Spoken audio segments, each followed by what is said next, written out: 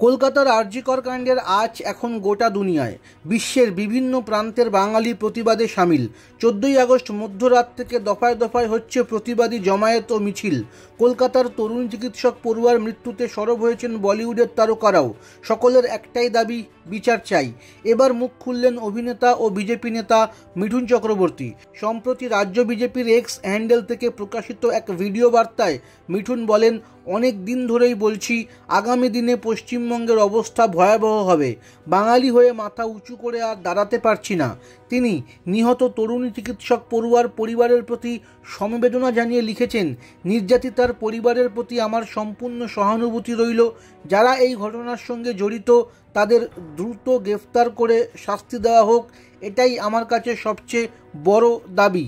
আরজিকরের ঘটনায় শাসক দলের ভূমিকার সমালোচনা করেছে রাজ্যের বিরোধী দলনেতা শুভেন্দু অধিকারী।